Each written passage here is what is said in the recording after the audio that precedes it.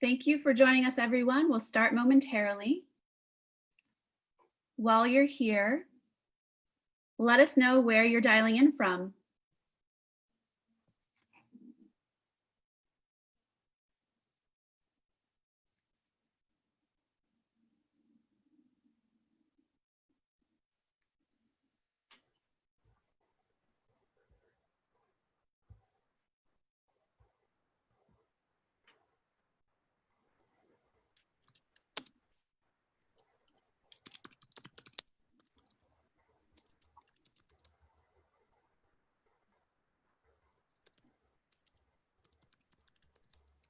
Thank you all for joining us. Let us know where you're dialing in from, and we'll start in just one moment.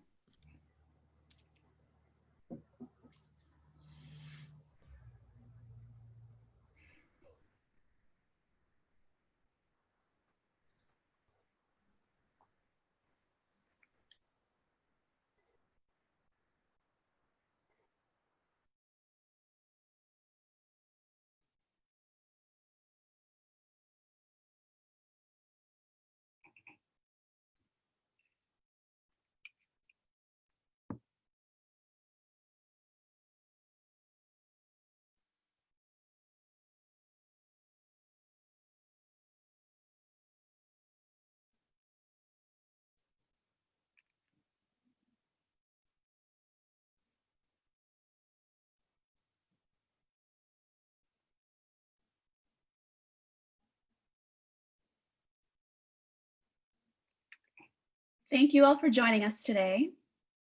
For those of you joining us for the first time, the NASDAQ Entrepreneurial Center is a nonprofit organization that provides invaluable resources for our founders and leaders to learn, make connections, and grow.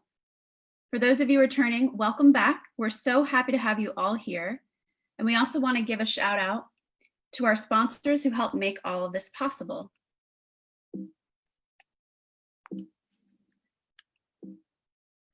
NASDAQ, Lehigh University, Bank of the West, KPMG, Wilson Sonsini, Woodruff Sawyer, Microsoft, New Zealand Trade and Enterprise, NASDAQ Educational Foundation, and BPM.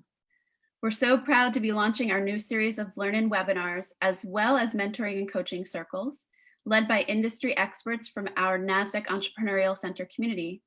These new programs are designed to help you solve your most pressing issues while facing immediate changing circumstances and adversity. So for today, if you have questions, please use the Q&A function at the bottom of your screen to submit those questions. And without further ado, please join me in welcoming Diana and Jim, co-founders of the Conscious Leadership Group. Hello, everyone. So happy to be with you. I'm coming to you from the Santa Cruz, California area. And I'm in northern Michigan in the United States. Jim and I have been working with leaders for decades now. We're getting old, Jim. I at least look old. You still don't look old. We've been working with leaders for decades, and our specialty is around this idea that all of your issues in life have to do with two parts: content, all the stuff you're talking about, all the decisions you're making. That's what most of us are focusing on. And there's this other part of all conversations that are happening called context. And context is, from where are you speaking? From where are you making decisions? And we use this very simple model called the line. And we are working with leaders all the time, helping them understand whether they're above the line in a state of trust, curiosity, wanting to learn, able to respond to the moment, or whether they're below the line in a state of reactivity. And so our specialty is around helping people become conscious, ideally, to come up above the line. And we define conscious as to be here now, and to be here now in a non-triggered, non-reactive state. And so when you're in this non-triggered, non-reactive state, you have more access to your IQ, your BQ, body intelligence, and your EQ, your emotional intelligence. And from that state, you're more able to respond to the moment, especially those moments that are really unpredictable, where your experience and your intelligence may not be able to be enough to help you make those decisions that you need to drop in, get present, and learn from some present experience that you're having on how to move around in the world. So that's our specialty, is about helping people become conscious, be able to have that access to those centers of intelligence to be able to respond well and eliminate drama. And we define leader as anybody who wants to take responsibility for their influence in the world. And we assume all of you are here because you are interested in just that. So that's the big game we're up to here, is conscious leadership and helping people learn how to shift. We're almost always below line much of the time. We're wired that way. And how do we let ourselves shift from that state and come up above the line is what we're going to explore with you all today. So hope that sounds interesting. Hope you're on the right ride here for the next 90 minutes. And we want to just let you know that we want this to be really interactive. So we want you to ask questions all along the way.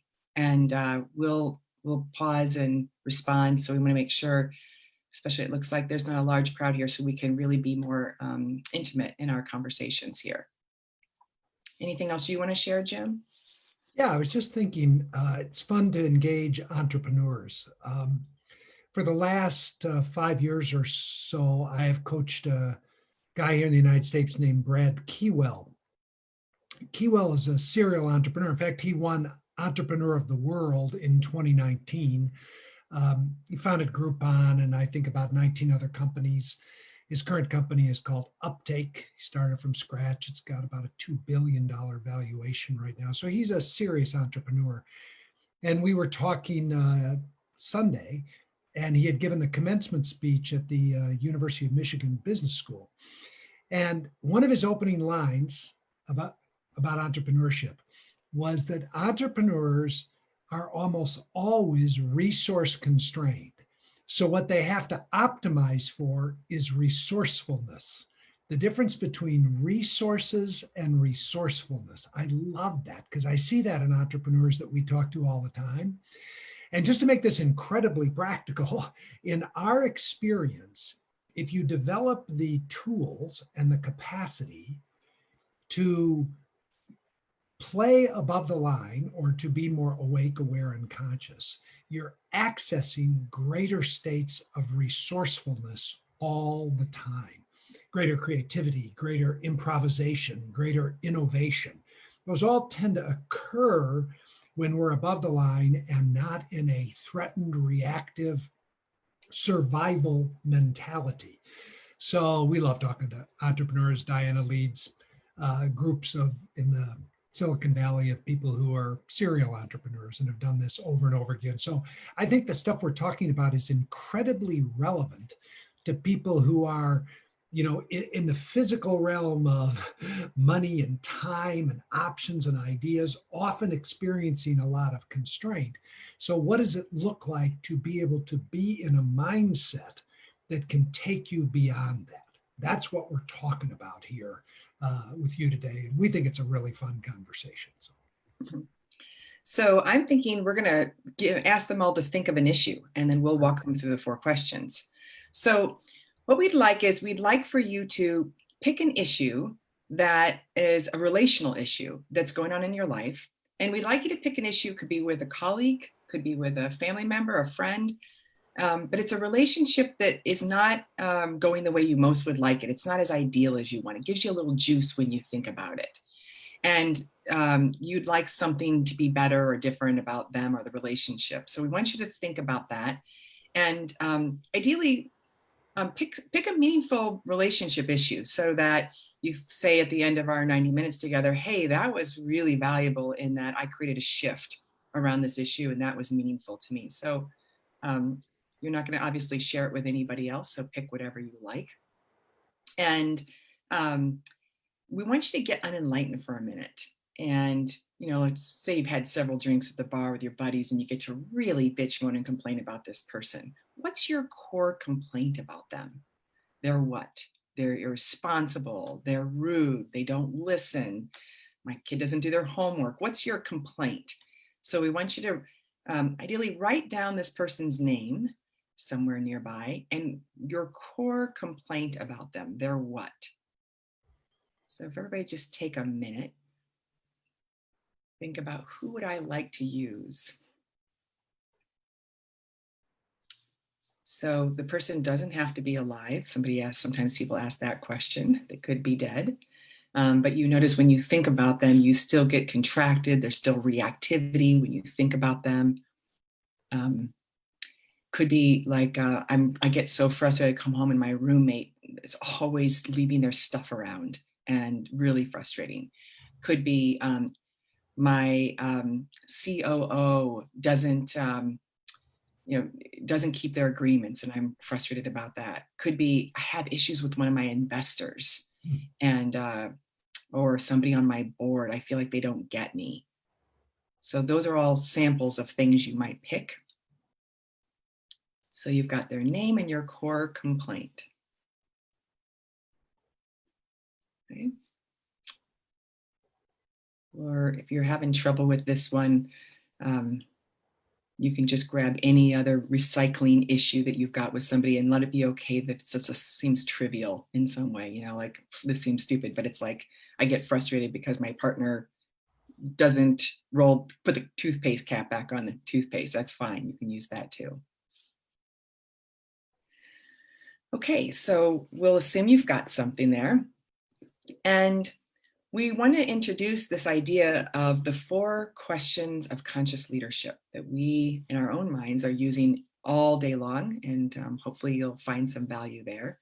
So the first question of conscious leadership is, where am I? Where am I?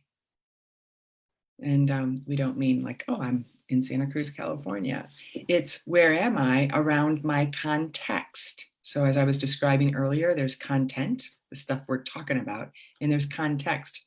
From what state are we talking about? We use this model, as I mentioned before, above the line and below the line. So around this issue, where am I? And we give you a pro tip.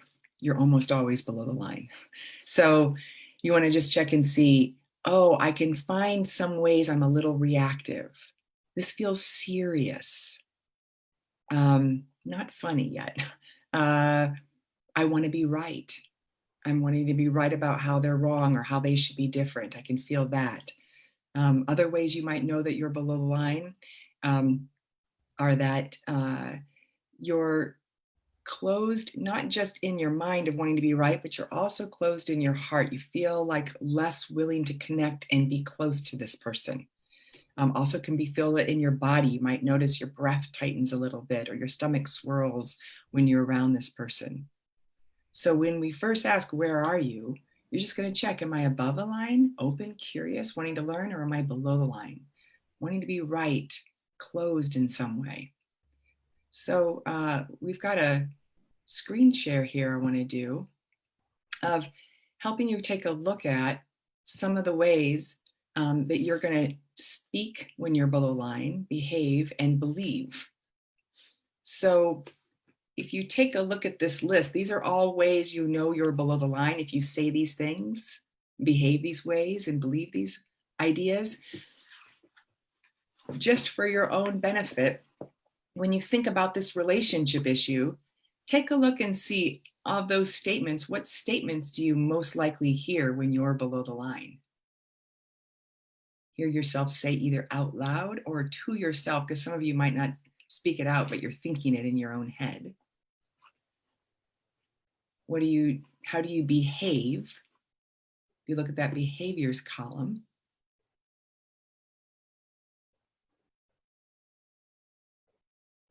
and what beliefs do you hold when you think about this issue?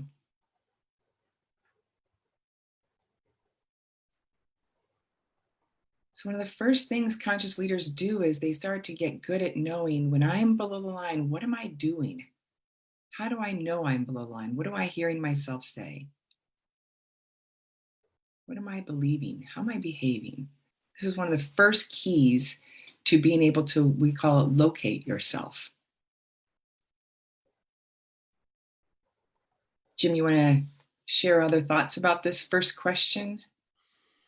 Yeah, this first question is really a question about self-awareness.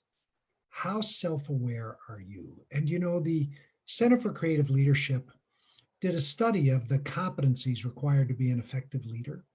And they came up with 67 competencies, which became the basis of their 360 test. It's kind of a standard in most leadership schools around what it means to be a leader, and all of you are leaders. And of the 67, they identified 4 that they said were the most important for long-term career success. And I really, really see this amongst entrepreneurs. The first 2 are self-awareness and learning agility. Self-awareness, how accurately do you see yourself? And learning agility is how quickly can you take in feedback from the world and integrate it and make changes. And then the last 2 competencies that are incredibly key for long-term success are the ability to communicate and to influence in flat organizations. So this makes sense. So over the years, I've worked with so many entrepreneurs who are wildly bright, smart, even visionary, with tremendous IQ and oftentimes some pretty doggone good EQ, emotional intelligence as well. But they often lack self-awareness, the ability to step outside of themselves and look back at themselves. So this first question is really a very particular aspect of self-awareness. Can you see your moment-to-moment psychology, your identity? How are you being with your world, with the content of your world? Are you being with it from trust and presence and openness, or are you being with it from reactivity? And the ability to see yourself accurately is incredibly important for long-term success, which we'll talk about as we go through this time with you. So the first question is really a self-awareness question. Where are you in this now moment? Are you open, curious, wanting to learn? Are you closed, defensive, wanting to be right? Are you in a state of trust or in a state of reactivity? Are you in a state of fear? That's really what it is when you're below the line. There's fear. You're experiencing threat. You're in survival mode. And like Diana said, most of us spend most of the time there. So with this handout you just saw, Diana's just inviting you to become self-aware enough to map the territory of your particular reactive pattern, because you react differently than your co-founder reacts. But both of you react to threatening input from the world, and you go into survival mode. So that's a little bit of a big idea about what we're doing with this first question. So I would love it if you'd use the chat. See if you could just write down one way I know I'm below the line around this issue that I'm thinking of is, see if you could, as we're looking at that handout, how do you know you're below the line around this issue? What markers do you see in yourself? If you're going to build some self-awareness. Diana, in a webinar, do they have access to the chat? I see you're the only one that I've seen put anything there. Is there other stuff there as well? I believe so. I believe they all have access. Maria will tell us if they don't. So. Yes, everyone has access to the chat. We would love to see what you all have to say. Please let us know. It's a quiet group today. I've never seen such a quiet, Jim and I, if you know us, you'll know that we're always like, those chats are so distracting. We wish nobody would use the chats. Now for the first time, I'm like, I wish they'd chat. There we go. Kathy jumped in. Thank you, Kathy. It was getting lonely over here. Placing blame a bit, but quickly moving off that. But you can feel that part of you that wants to blame. It's your fault. So that's great. Anytime you want to blame, you know that you're below the line. Wonderful. Anybody else want to share? How do you know you're below the line in reactivity and threat? Oh, looks like only we can see the chat. Okay. Oh. Yeah, mine says to all panelists, so that would be coming just to us. I see. Just the panelists. I wonder maybe if there's a way, Maria, for you to shift that. Okay. If not, we'll just make up what their answers would be. Okay, so first question of conscious leadership, where am I? If you are like many of us, we use our phones, and there's an app that we use called not Random Remind Me is the Android version, and Mind Mind Jogger. Jogger is the iOS version. And what I do is I have on my phone randomly pop up several times a day. It says, Diana, where are you? And it's fantastic for me to stop and pause and check, where am I?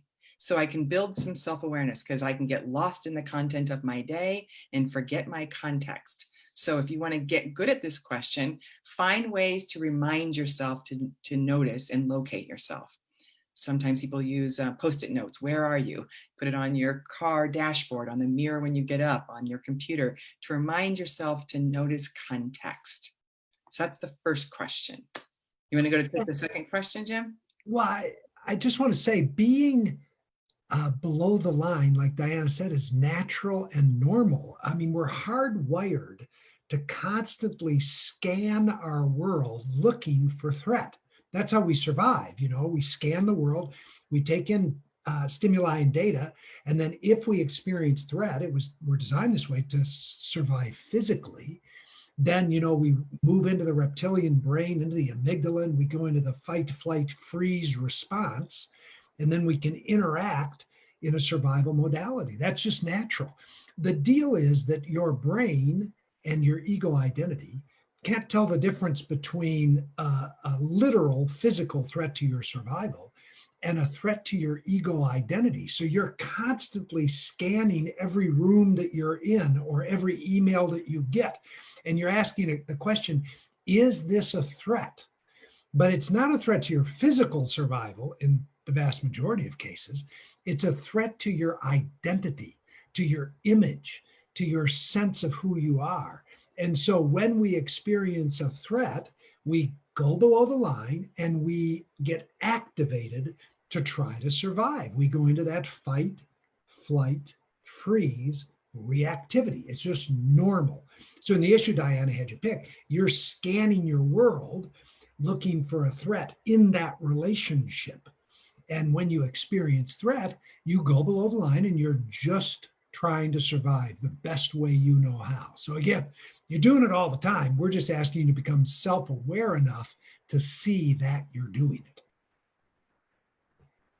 Yeah. Wonderful. Okay. So second question. You want to go for that one, Jim? Sure. So the first question is, where am I? And the majority of the time when you're beginning to practice, you're going to see that you're below the line. You're in this threatened state. You're actually afraid. You might feel angry on the surface or sad or frustrated, irritated, but underneath there's fear. So the first question, where am I? The second question is, can I accept myself for being where I am? It's a funny second question, especially when we're talking to leaders all over the world. Self-acceptance is the second move. After self-awareness comes self-acceptance. Can you give yourself a breath of self-acceptance, of loving kindness, of kindness? Most of you who fit the profile of an entrepreneur, you've been very successful in life, not because you've given yourself a lot of self-acceptance, but largely because you've given yourself a lot of self-criticism, a lot of drive through an inner critic. You're always wanting to improve. You're always wanting to get better. You're always wanting to innovate yourself, let alone your products or your industry. But in the world of conscious leadership, what we discover is this act of self-acceptance is critically important. Because again, the first question, where am I, is answered by above or below the line. If I'm below the line, I'm in this threatened, fearful state.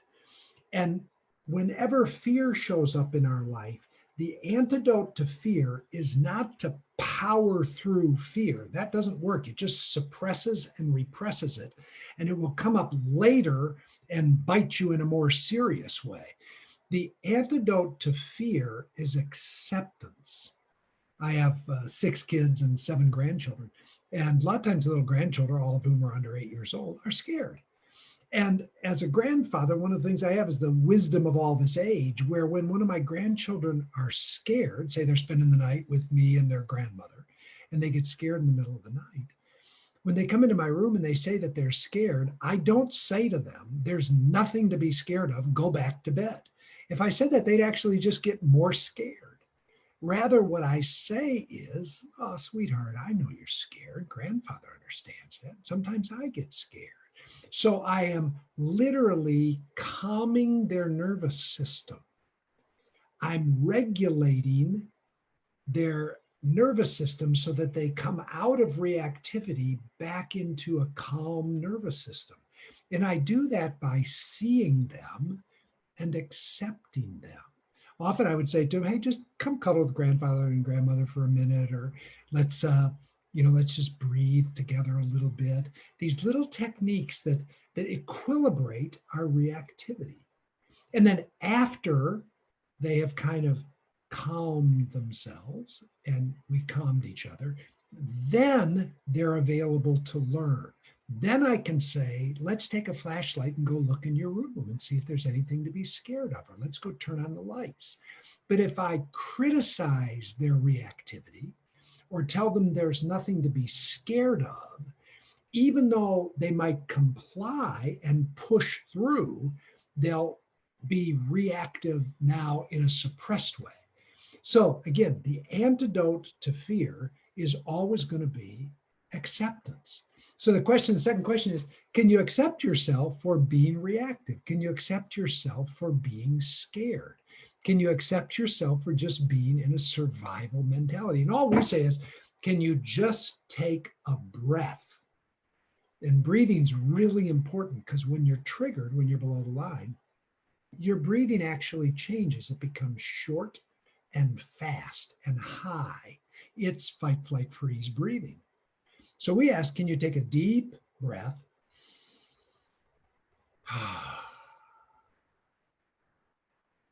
And just accept yourself for being triggered.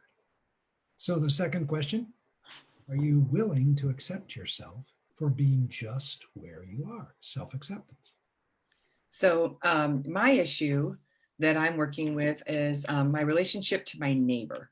And my judgment about my neighbor, my core complaint is he's uncollaborative.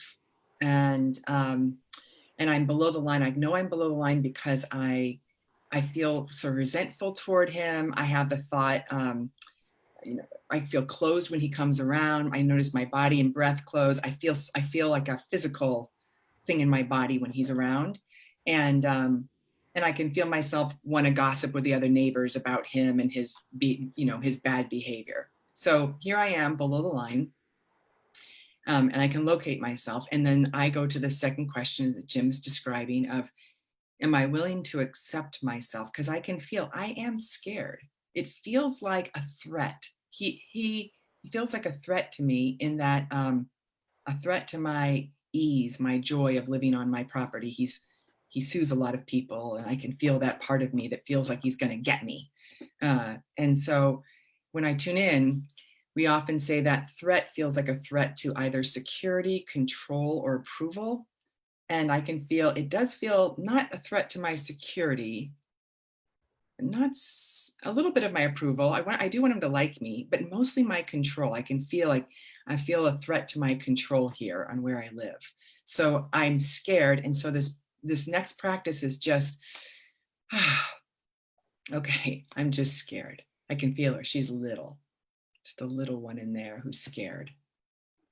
We say that you cannot shift that which you cannot accept. So it's really important to stop and pause and accept this one. And some of you may hear voices in your head that say, if I accept myself for being scared, well, then maybe I'll just tolerate the issue. And then that won't take us anywhere. Anybody hear that one? Or another one might be, if I accept myself for being scared, it's like, stop being scared. It's something wrong with being scared. So we just want to let it be okay. We feel like we're in a society that doesn't acknowledge how scared we are and doesn't let it be okay to be scared. So that's the second question. Can you allow it? Can you acknowledge it? Can you accept it? And then I notice when I feel that acceptance, try putting your hands together like this, pushing really, really hard. Ugh, this is resisting being scared. This is what it feels like. You can start to feel it in the body. And we keep this going for a minute. That's why people get tired. Why am I so tired at the end of the day? I've been resisting my fear. And then just open your arms. That's what it feels like in my body when I do accept myself. There's actually a somatic experience I experience. My breath opens up a little bit more. There's a little more ease. Muscles relax. So that's a second question of conscious leadership. So let's pause there for a minute. We just went through these first questions. Where am I? And can I accept myself? I want to see if you all have any questions so far about this idea. What do you notice when you invite acceptance of your own scared self? Any resistance come up?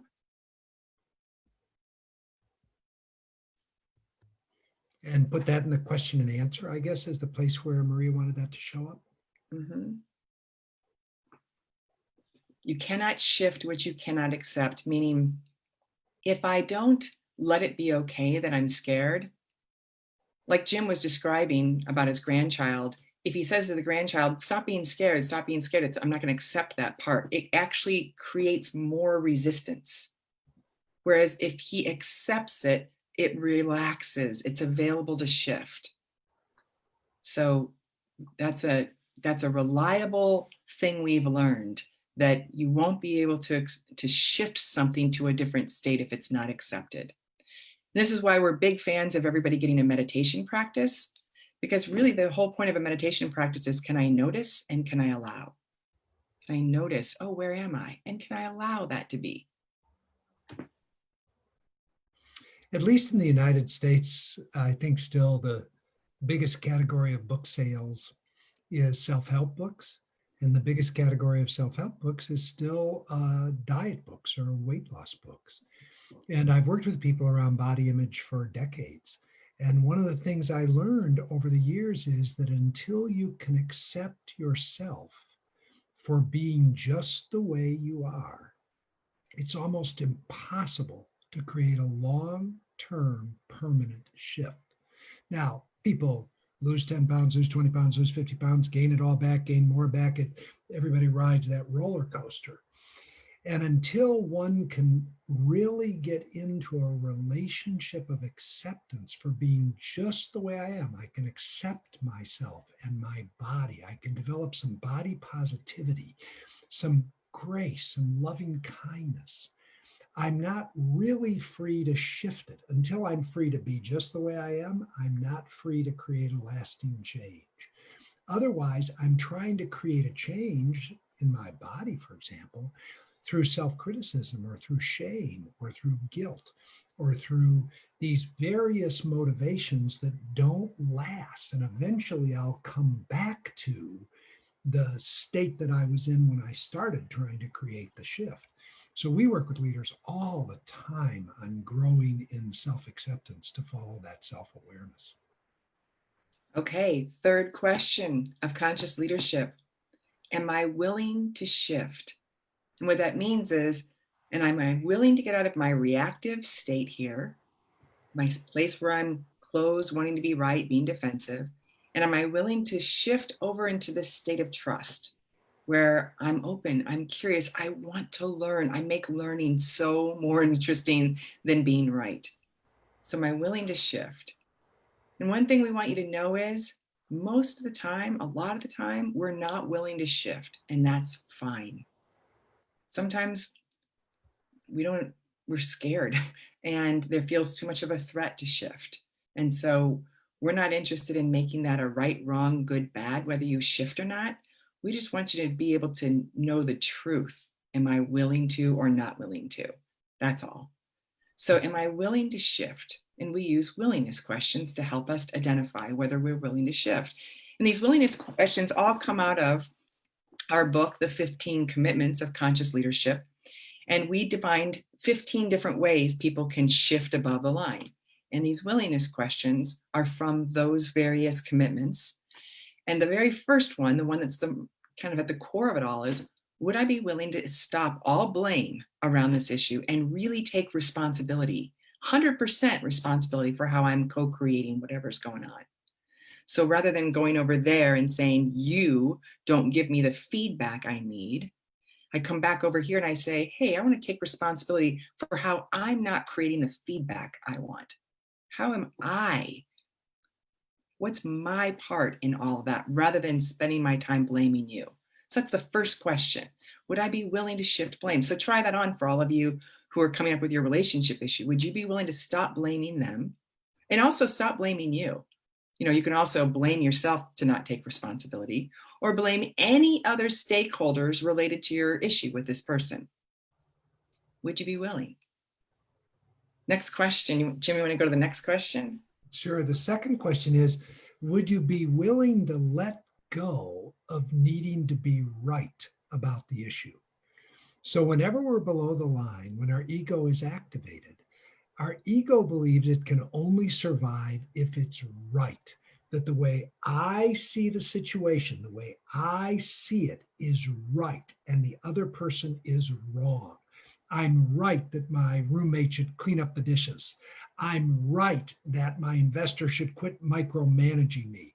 I'm right that my significant other should talk to me with more kindness. Whenever you're below the line, you're attached to proving you're right. Because again, the ego doesn't believe it can survive unless it's right.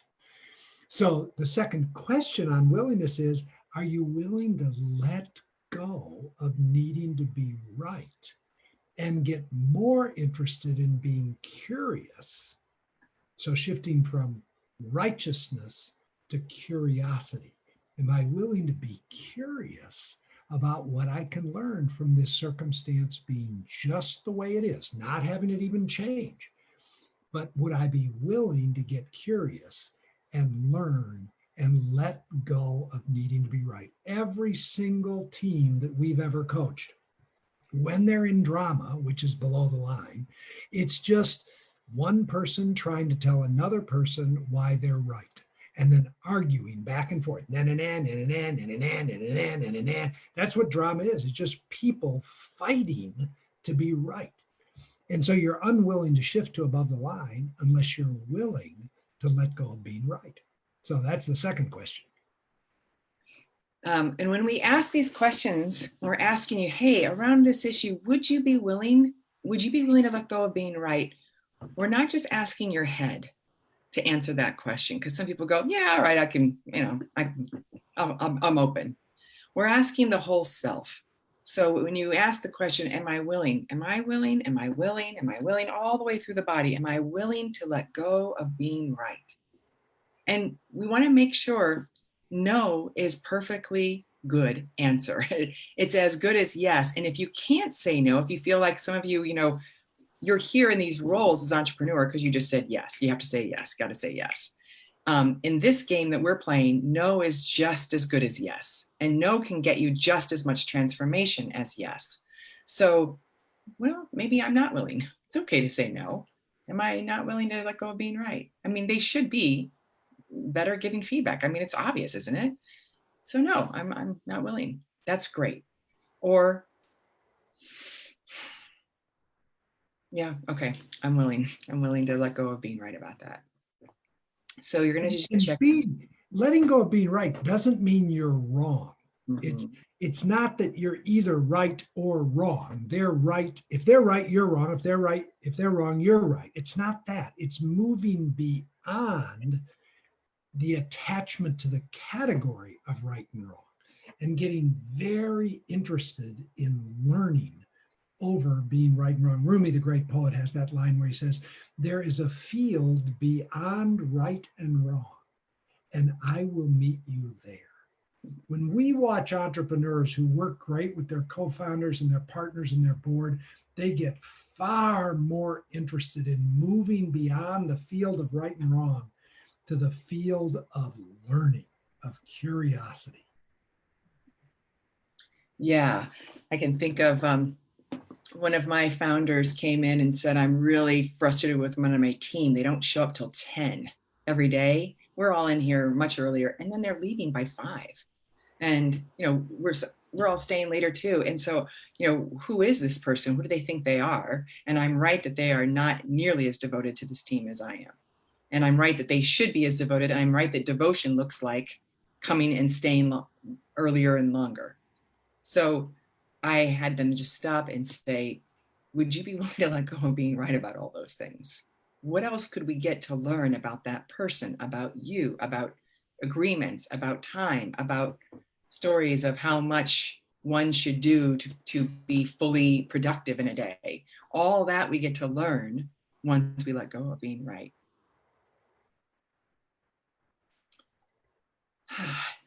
Next question, are you willing? Are you willing to feel all your feelings related to this issue? For a lot of us, one of the reasons why I have drama with people is I don't want to feel. Like, I don't really want to go call this guy up, my neighbor, and say, hey, could we talk? I'd love to just sit down and create something more collaborative, but I'm scared. I don't want to feel how scared I am sitting down. And I also don't want to feel any disappointment if he goes, fuck you, Diana, like he has to many of the other neighbors. I don't want to feel all that upset if he dismisses me. So I want to control my feeling states. I can feel that's one of the reasons why I'm not willing yet to go above the line. I don't want to feel disappointed and heartbroken because I really want to be friends. So I am not willing. And another part of the question is, not only am I willing to feel my feelings, and am I willing to let you feel your feelings? Maybe I haven't been speaking honestly to you because I don't want to upset you. So I want to control mine and your feelings. So check and see if you'd be willing to shift and feel your own feelings and let the other person in this relationship issue feel theirs. I was listening to a leader from Facebook today in a conversation, and we were talking about the core feelings, and the 3 really core feelings that people are avoiding are sad, angry, and scared. And this is a significant leader, and they said, oh, nobody likes to feel sad, angry, and scared. I mean, why would I want to feel those things? It makes such sense. It's the way most of us are wired. So we've developed a whole mechanism from the time we were little kids to avoid what we perceive as negative or difficult emotional experiences. So we repress, we suppress, we avoid, we deny. And one of the things that happens when we go below the line is it's just a strategy to keep from being a human. All humans have limbic systems, and all limbic systems feel. We're afraid to feel, especially those big 3, sad, scared, and angry. And this is true, I guarantee you. What you might notice is you might be willing to feel one of them. Like you might be willing to be angry, pissed off, irritated, frustrated, but you're not willing to feel sad. There's a little bit of a gender thing, at least in the United States. I think it still really exists. Like women aren't allowed to feel sad because it's viewed as weakness. You mean angry? Yeah, angry. Angry. Women aren't allowed to feel angry, because then they're viewed as a bitch, something like that. So women can feel sad, although being vulnerable is not that accepted either. But they can't feel angry, and men can't feel sad or scared. It's okay for men to be angry, but they can't be sad or scared. So there's cultural things here, and there's gender things here, and there's psychological things here. And this is all really important because this 3rd commitment of the 15 commitments is all about emotional intelligence.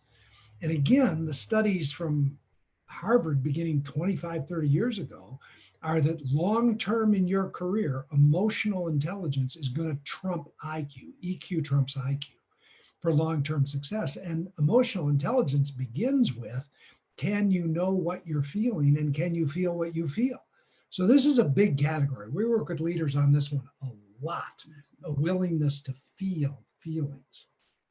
Yeah, we often see it. I notice a lot of female leaders will cry when we're working on an issue when they're really angry, but they're crying as a way to try to move the anger through. And vice versa, a lot of men will get angry when really they're sad or scared. So one of the other arguments, like, why would I want to feel those, quote, negative feelings? Because in our experience, all feelings come out of the same faucet. So I also would like to feel joy. I'd like to have that sexual or creative energy that helps me innovate and come up with cool ideas. And if you want access to that, that's all coming through the same pipe. So if you're putting a block on some feelings, they're going to influence all of your ability to feel all of them. So that's a good motivation. That was one of the things that definitely motivated me when I got willing to start feeling feelings. Is I like the idea of all that joy and creative ideas. And the fourth willingness question, we'll just do one or two more. The fourth willingness question is around candor. When you go below the line, you start to manage what you say. You don't say everything you think, everything you feel, everything, all of your judgments and opinions. You start withholding information. You do that as an attempt to manage or control other people. It's just natural and normal. So the fourth willingness question is, are you willing to reveal and not conceal? Are you willing to say all relevant things to all relevant parties? You'll discover that in long-standing dramas where you've been below the line with somebody for a long period of time, there's a lot of withholding going on. So are you willing to practice candor? Are you willing to be radically candid for the possibility of creating a different outcome? And then the other part related to commitment 4 is, are you willing to be a deep listener, to be a conscious listener, so that people will be candid with you because they experience you to be a world-class listener? So those are two more willingness questions. Are you willing to reveal, and are you willing to listen? And we say things you're withholding are any thoughts you've had 3 or more times that you haven't said out loud to the other person. So when we give that definition, I always notice some people go, oh no, not willing to say those things. So I'd rather conceal myself. And when I conceal myself, I withhold, and then I withdraw, and then I can start to project, and I can actually start to ignore all the positive things I see about that person and only see what I'm criticizing about them, which is a very popular thing, and also is extremely exhausting. A lot of times people go, why am I so burnt out at the end of the day? It's often I see because I'm not willing to feel my feelings and express myself and reveal myself. And I have to keep contracting and pushing that down. It takes a lot of energy to do that. So one of the big payoffs a lot of people say doing our work is, I have so much more energy. I have so much more energy than I ever did before. And boy, do they like that. And I also feel closer to people, which is also a big payoff. I like coming in here and working with the people I'm collaborating with.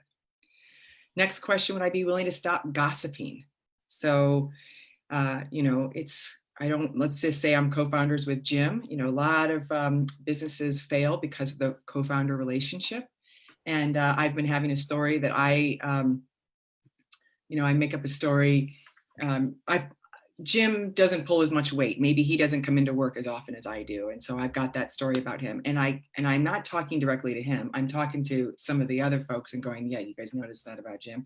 And I'm going to see who can I find that agrees with me, and we'll all kind of bond around wanting to be right about he's not pulling his weight here and showing up as often. And so we're going to get into a way in which I'll relieve myself through a little bit of venting.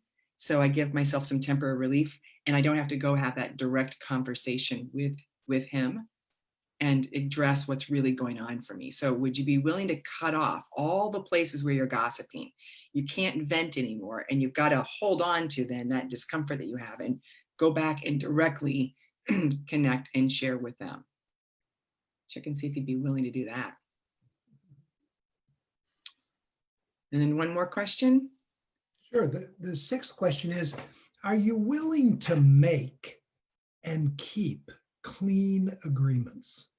So a lot of times drama, which is the below the line reactivity in relationship, occurs because people are making sloppy agreements. An agreement is just who's going to do what by when. And when we get involved with teams, we discover they don't make clean agreements. They don't say, I'll get you the report by 5 o'clock on Tuesday. The who is me, the what's the report, and the when is 5 o'clock on Tuesday. So they make really sloppy agreements, or they don't keep their agreements. And all kinds of energy gets dissipated in teams and organizations because people just don't keep their agreements. Instead of keeping their agreements, they make excuses, they justify, they explain. So the sixth question is, are you willing to make clear agreements around this issue? Clean up all your broken agreements around this issue.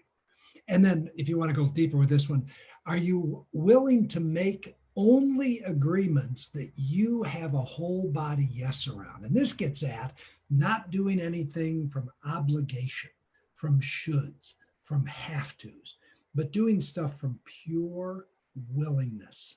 So when people live above the line, they have huge amounts of energy because they do what lights them up, and they do it with integrity, and they do it with impeccability. So the next question is, are you willing to make clean agreements and keep your agreements and clean up your sloppy agreements?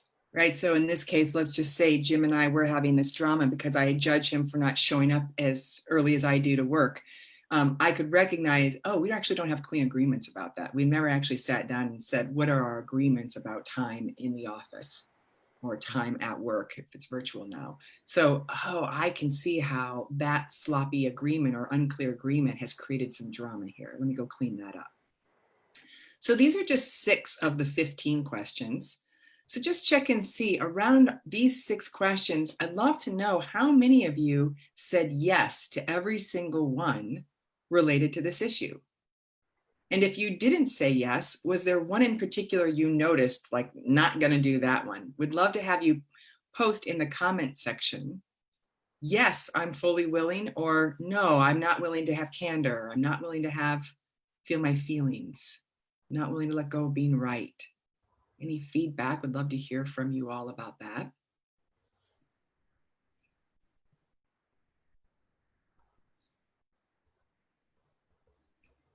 Our experience is 80% of you will say no to at least one of those questions, at least 80% of you. And if you're unwilling, we say, hooray, I'm not willing to shift.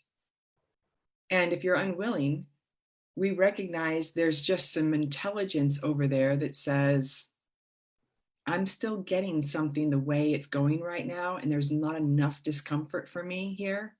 And there's no other vision I have that would be better than what I've got. So I'm okay right where I'm at. And it's not always comfortable, and there are some challenges, but I'm good right now. We just want to say, we trust you. We trust you. And so I don't know how you say your name. Is it Agneta, maybe? Agneta? You say you're willing to have you saying yes to all of these questions. So then if you're genuinely willing in all these ways, we then would say, great, now you might be up in a state of trust. And if you're up in a state of trust, the 4th question is, how will you shift? What's the first measurable action step you're going to take to permanently shift this issue? Which might look like, I'm going to go have a candid conversation with them by this Friday at 5 p.m. Or I'm going to go take a look at and write out how exactly am I creating this issue and take responsibility for how I've been setting this up. And I'm going to write that down and maybe go share it with the other person.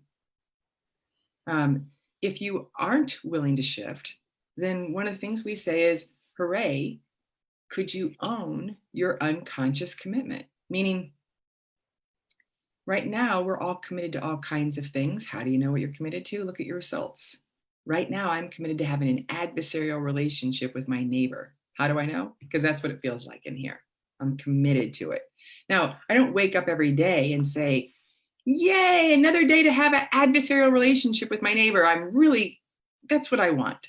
I don't wake up and say that consciously, but unconsciously, I'm still waking up day after day, having an adversarial relationship with my neighbor. So unconsciously, I'm committed to it. So one of the powerful shift moves here is to just start to own, I'm not willing yet to shift. I'm unconsciously committed to whatever the thing is you were just complaining about with this issue, with this person you started with at the beginning of our time together. Anything else you want to say about that, Jim? Well, unconscious commitments are powerful things. You know, the world of psychology has believed the unconscious is incredibly powerful, and they've tried to figure out how you get to discover the unconscious, you know, and you can spend years doing psychoanalysis or various forms of therapy. And we take a really simple approach. We say you can tell what's in your unconscious by what you're creating in your life. And that's just a powerful way to live. So if you're having regular fights with your significant other, then you could play with, wow, I must be unconsciously committed to fighting with my significant other. Now, you wouldn't think that at the conscious level, because at the conscious level, you'd say, I want to be close and I don't want to fight. I want to have, you know, intimacy with them. And then from the conscious level, you would think the reason we're not close is because they, and then you'd blame them, aren't doing something to be close. But the powerful shift move for conscious leaders is they look at their results and they claim that. It's claim it as your unconscious commitment. I'm committed to having fights with my significant other. Great. How do you do that? If I want to learn how to have fights with my significant other, how would I do it? Teach me. And you'll find an incredible sense of empowerment when you start to own your results as your unconscious commitment. That's a big thing we teach leaders. Mm-hmm. Yeah. So, you know, people might say, yeah, I'm complaining that my boss doesn't give me the feedback I want. I'm not willing to have the candid conversation. It feels threatening. I don't want to lose my job. And so then the person would own, I'm committed to not getting the feedback I want from my boss. I'm actually committed to it. And if you too want to make sure that you don't get the feedback you want from your boss, you can teach them a class. And that's one of our favorite practices is teach the class. So pretend that you have a group of people, a set of students who want to create the exact same drama that you have going on in your life. And you're going to tell them exactly how to set it up and keep it going the way that you do. That's a fantastic exercise that we do with teams all the time. We didn't make our numbers this quarter. Great. We have a whole bunch of other entrepreneurial groups out there. They will want to make sure they don't make their numbers this quarter either.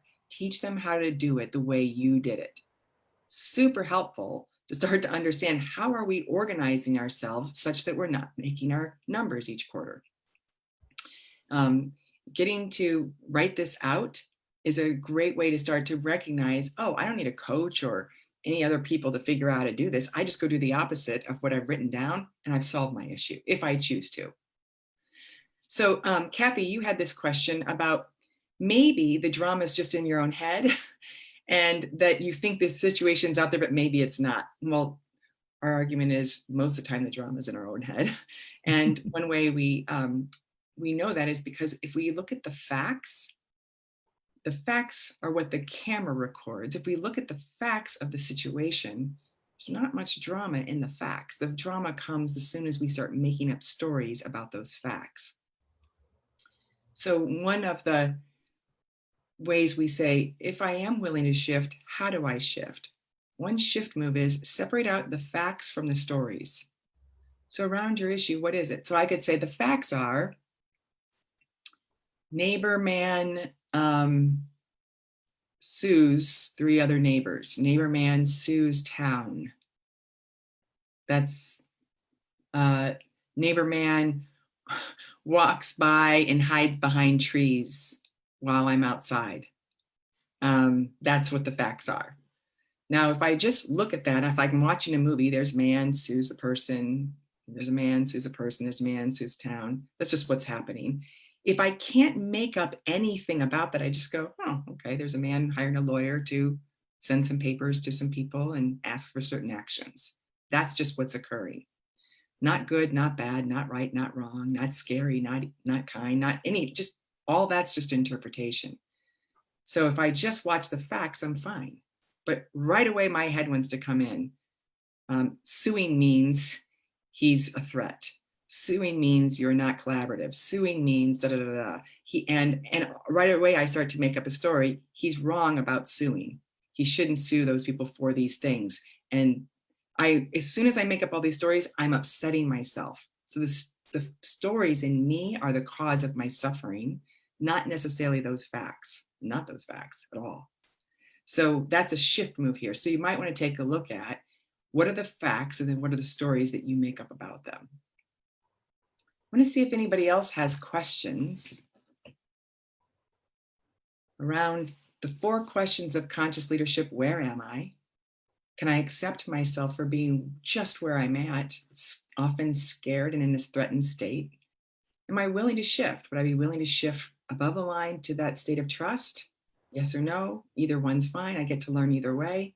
And if I am willing to shift, how will I shift? What's that measurable action step I'm going to take to start to create a permanent solution, not just temporary ones, which is often what we're doing is temporarily solving it, but then it recycles. Anybody else have questions about how to walk through this process? So this, I use these questions in my head all day long. Where are you, Diana? Oh, you're below the line. Can you accept yourself? Pause, take a breath. Recognize you're perceiving some threat here. Are you willing to shift? Ask some of these willingness questions. These willingness questions we'll send as a handout to you as a follow-up for you to use on your own. They're also in our book, The 15 Commitments of Conscious Leadership, for you to review as well. And then how do I shift? And a big part of what we're up to is teaching teams very practical ways to shift, including how do you take responsibility? How do you question the mind to see opposites of your stories so you can let go of being right? How do you actually feel a feeling all the way through to completion, noticing it in the body, matching it with sound and movement? How do you have candid conversations that aren't filled with, criticism? These are all the kinds of things we'll walk people through.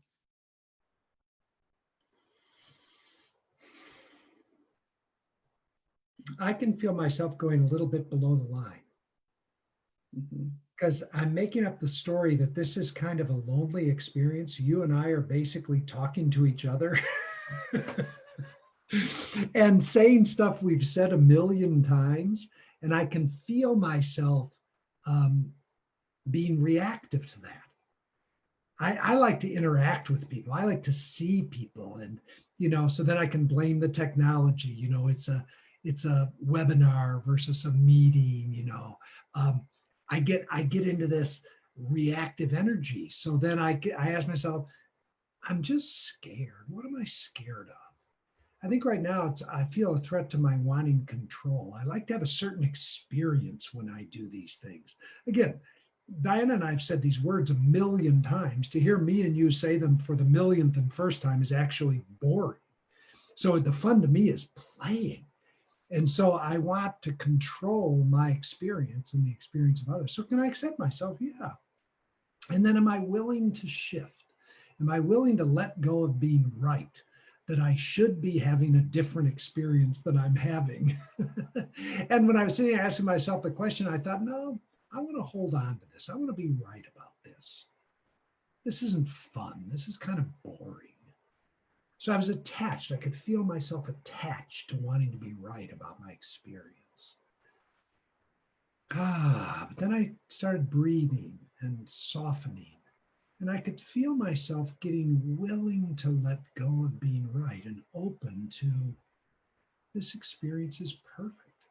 I can just be here. And you're all having whatever experience you're having. And Diana's having whatever experience she's having. And it's just a different experience than I and we usually have doing this. But it's not a wrong experience. If you could see what I'm looking at, I'm looking out a window across a pine forest to a gorgeous blue lake that's kind of sparkling as the sun shines on it. Where's the suffering there? I'm having a great time sitting here just being. But I'm saying all that so you get a feel about this is a way to live life. It's a practice for being an awake, aware, conscious human being. Yeah. So there is a question here. If I'm below the line, how do I let someone know and walk away? How do I let somebody know and walk away if I am below the line? So first of all, you don't actually, you walking away while you're below the line will give you some temporary relief. We call that a hero move. And that's great. That's a great way to take care of yourself. And you either do or don't have to tell that person about it. But if you do say, oh, I do want to tell them, you could just say, hey, I just want to let you know in this relationship, I get reactive. And I'm not in a state of openness and curiosity here. And I just want to take care of myself. And I'm going to take some space away from this relationship as a way to take care of myself. And I want to let you know that because, I want you to understand why I'm pulling away. That'd be one way to express. Yeah, you could, the truth of the matter is when you're below the line, you're not available to a creative relationship with the person. You're just not. So you could just say, hey, I'm not really available to create something with you that would be good and lasting and meaningful. I'm not available to innovate. I'm over here stuck in my own defensive reactive patterns. So I'm just going to take a break and see if I can kind of shift through this so that I can come back and be in a collaborative, creative relationship with you. Because right now I'm really not available to collaborate. Now, remember, if you're below the line, I guarantee you, you're going to think that the problem is them. You're going to think they're the reason you're below the line. It's like, I'm below the line because you're being an asshole. I don't recommend that you say that, by the way, because you're not going to get any beneficial outcome from that. But if you just own that you're below the line and you're kind of stuck in your own defensive reactive patterns, you're just going to take a break, go for a walk. If you're in a place in the world where you can go for a walk, go for a walk. Go, be with yourself a little bit and do your own inner work before you come back. Yeah. Anybody else have any questions?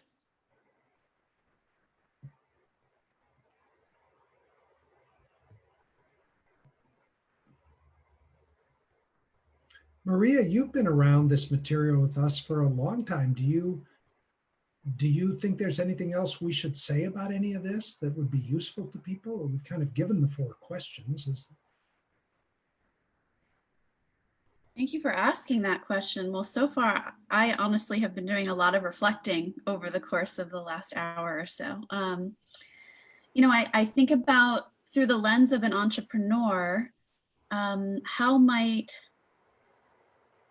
I know that some people, I actually recognize some names of the attendees. Hi, everyone. It's nice to see your names. I know some people right now are actually thinking about how to work with their employees in specific ways and really facing what we're facing globally, and how to, I would say, one of the things I'm thinking about is how to remain above the line when having difficult conversations with employees. That I know that has been something that's come up in different conversations I've been having with our entrepreneurial community.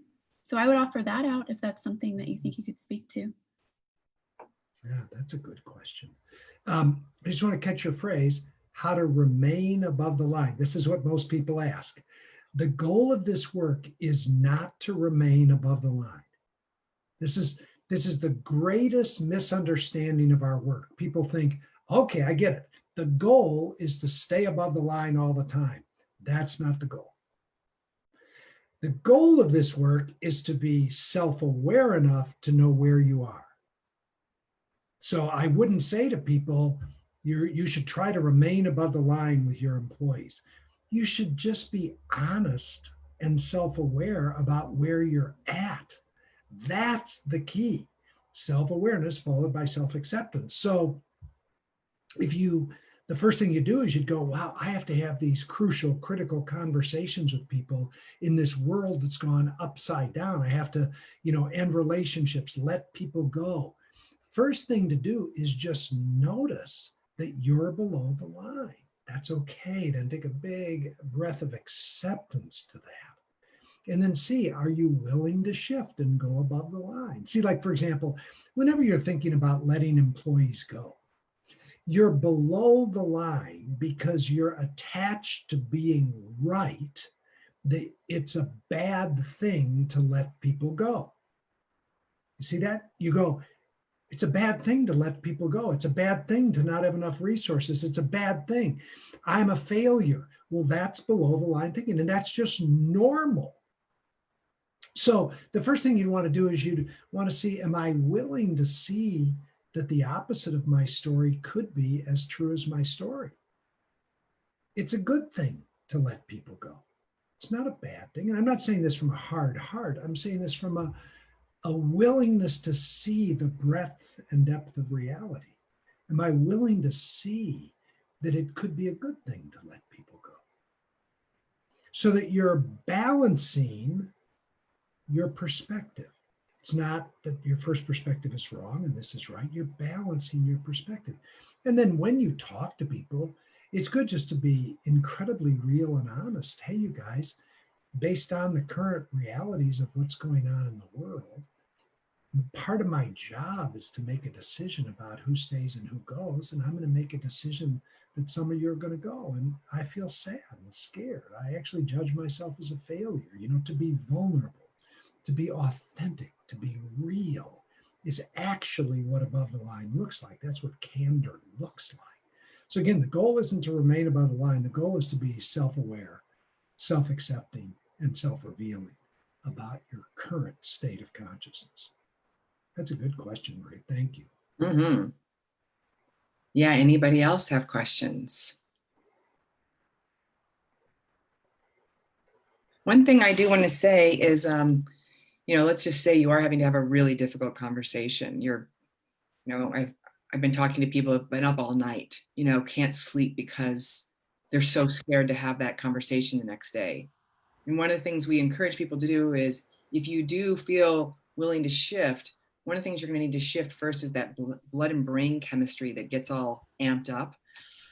So it's hard to stay more open and curious until you've got that settled down. And so there are 2 shift moves that we have people do first before the others. One is around breathing. And we use this very simple model of breathing called 4x4 breathing. And you're just going to take 4 breaths. 4 seconds in and 4 seconds out. And do that 4 times. And oftentimes that will get your nervous system to settle down so you can be more present.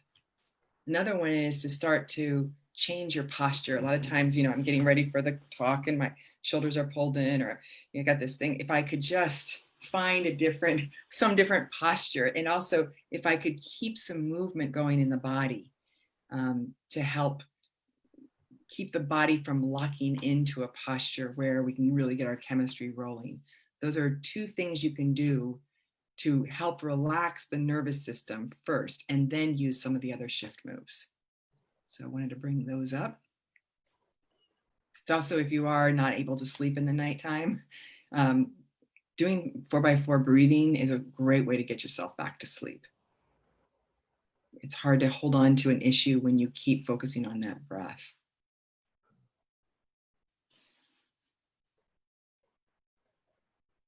Maria, any other questions that you imagine, or any other topics that you'd like us to cover?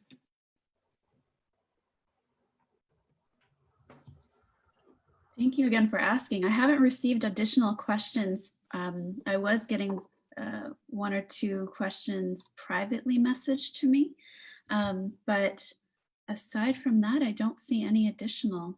I'm actually curious, maybe there's someone on the line that would want to be coached through a specific situation or talk through a specific situation. Yeah, that would be great. Can we make that happen? I think that's possible. I know that we have the ability. Agneta, I completely understand. We're actually great until noon. So we have about 15 more minutes. If there's something specific that you'd like to talk about, I'm able to actually allow attendees to speak on my end, not necessarily be visible. So I would be happy to unmute someone and you can share maybe something either specific, or you can make it less specific if you would prefer to remain, the details to remain anonymous. But if you'd like to do that, please just let me know in the chat and I can unmute you. Or if you have a specific question about the framework and or about one of the specific questions that Diana and Jim spoke about, I can unmute you as well, and you can speak to them directly. Oh gosh. I really would love it if somebody wanted to take us up on coaching you through an issue, especially if it was meaningful to you. Be a good use of us. Oh, Query, that's beautiful.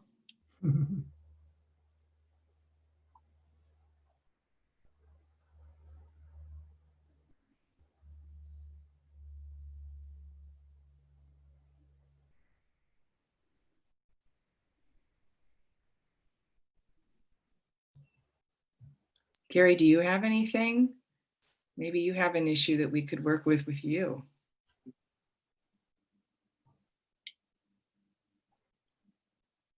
Okay, let's see. I have an attendee. Query, can you? Yeah, I'd be honored if no one else is taking up this incredible opportunity. Yeah. So we have a coaching relationship, and it's so great to see you here. I'm a religious fan follower. I think yeah, for one of the thing that I woke up to this morning was this notion of perfectionism as a founder. And I got myself on this drama triangle trying to figure out where my scared one was, as I was helping through one of my team member yesterday on helping her find her own little one. And I found myself to be so afraid of failing and disappointing the other person that sometimes it paralyzes me to move forward and even reaching out to say that I'm scared.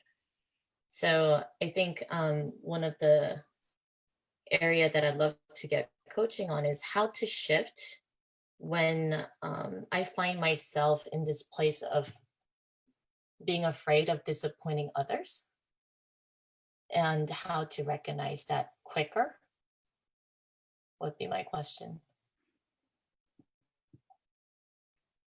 You want to play with this, Jim, since Carrie doesn't I was usually. thinking we've got limited time and you two know each other, so you can, why don't you take it and see where it goes, since you guys have a shared knowledge of each other.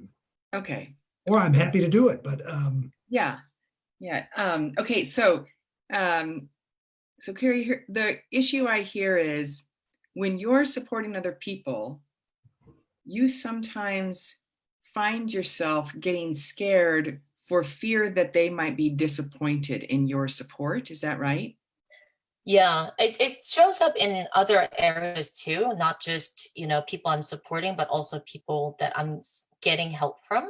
For instance, my investors or my my partners or people who I am working with. So it shows up in all realms. Mm-hmm.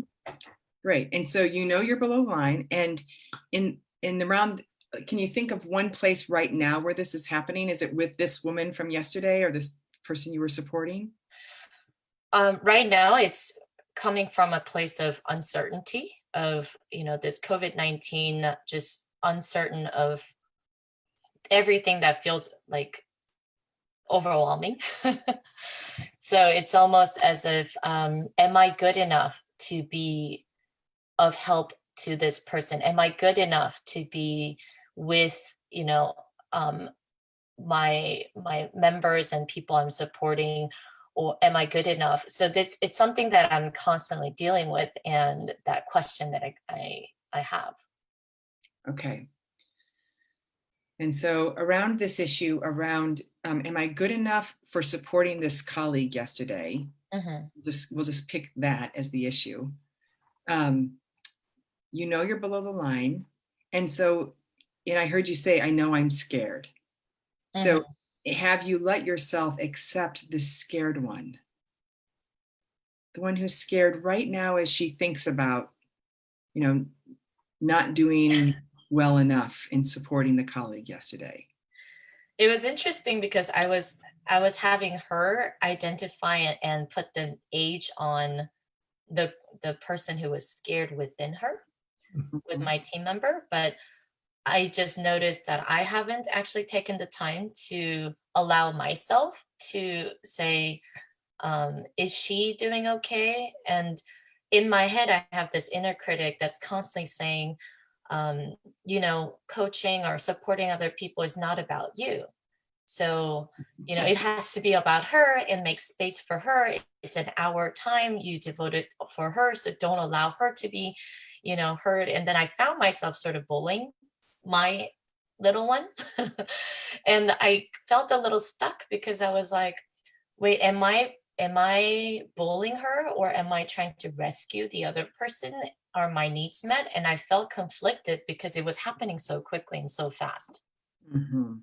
Yeah. So what I hear is I'm not actually giving my scared one attention and not letting myself even pause and be with her and accept her because I'm over there thinking I need to keep my attention over there.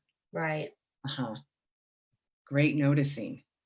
So can I always pay attention? Being present is, can I pay attention to what's going on for you, but also what's going on for me? And they both get to be here in the room. Hmm. They both get to be attended to. One is not more important than the other. But the struggle that I have is I get in this place of right or wrong, because it's not as someone who's supporting my team member as she's coming to me for support. I'm not allowed, it's not right for me to make it about me.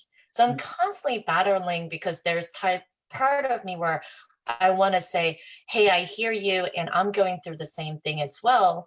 And here's my story. And then I'm catching myself to not make it about me, but not really knowing when I can tend to that little one and be with the other little one. So I get a little confused. I just feel like it's a bit of a mess. Right. Of course you do, because you're below the line trying to solve the issue.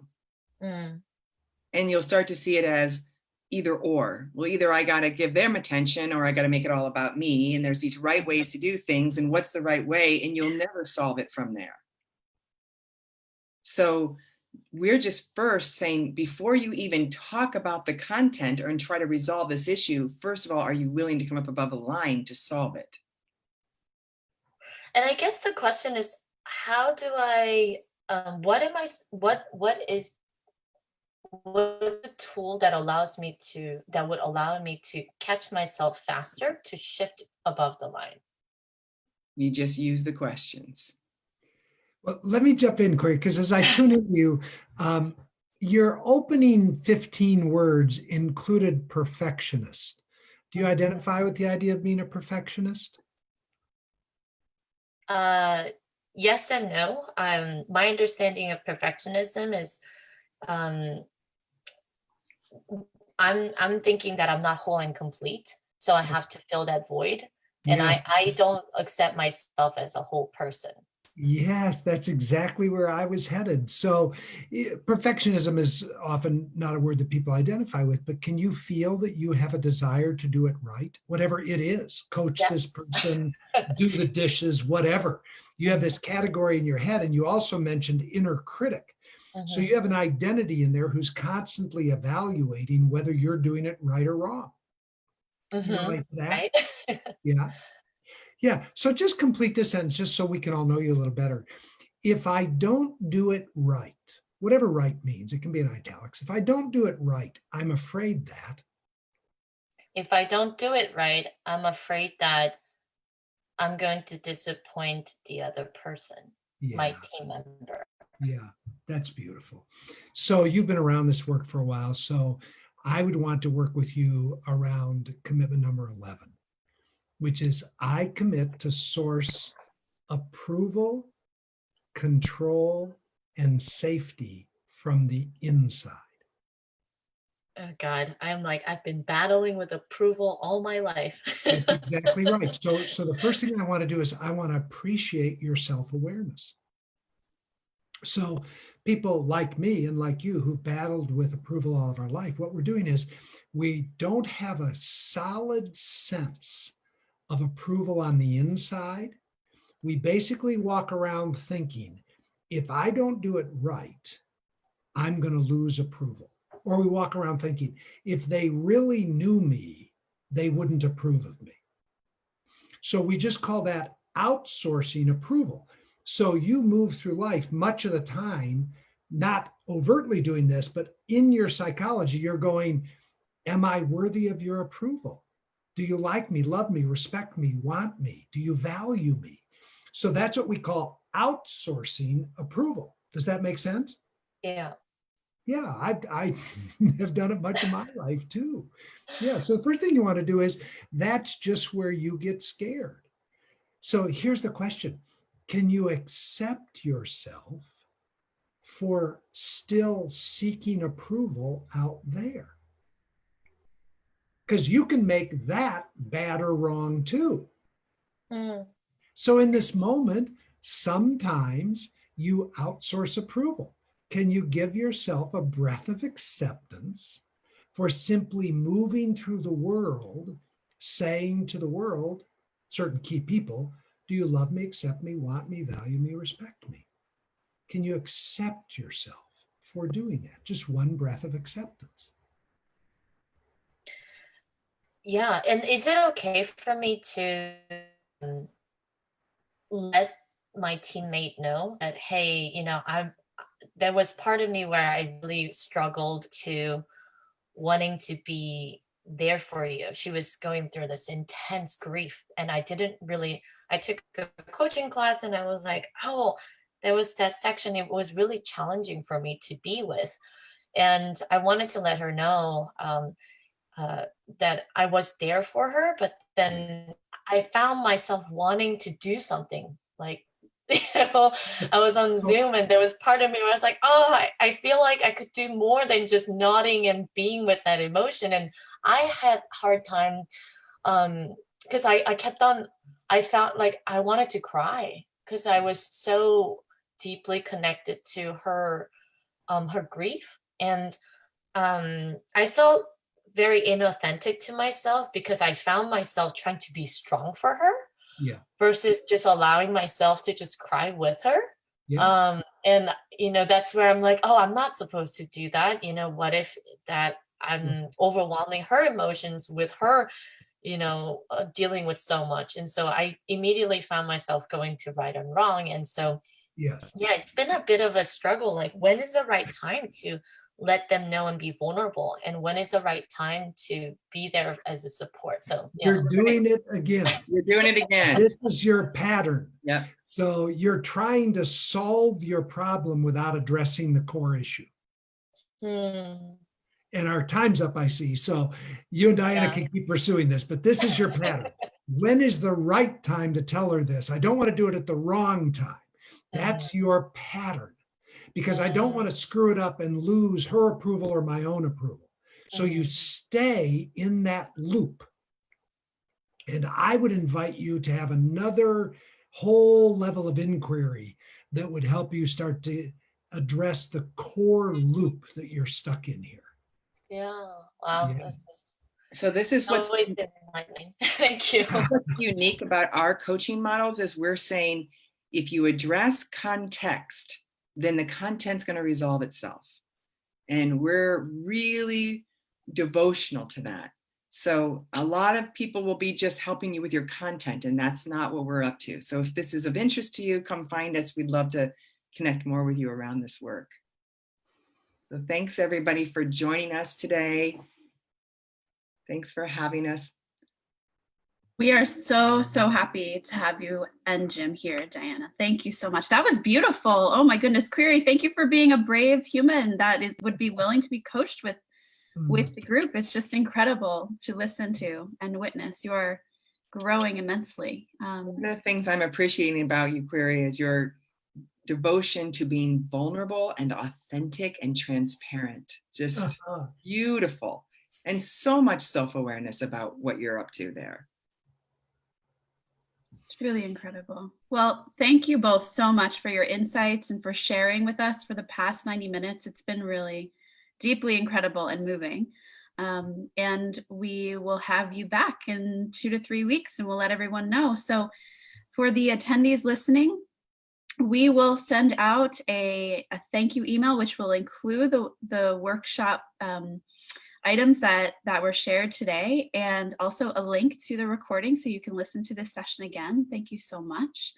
And for those of you who are interested, we have an upcoming webinar this Thursday, Metrics That Matter, and we would be so happy for you to attend that as well. So again, Jim and Diana, thank you so much. It has been fantastic having you with us. And for those of you here, if you would be willing to fill out a survey, it's about a 3-minute survey. We would love to share with Jim and Diane what you thought of this workshop. And we would also love to have them back. So your thoughts and ideas would be really helpful in us planning that. So thank you all again, and we hope you have a wonderful Tuesday and a wonderful remainder of your week.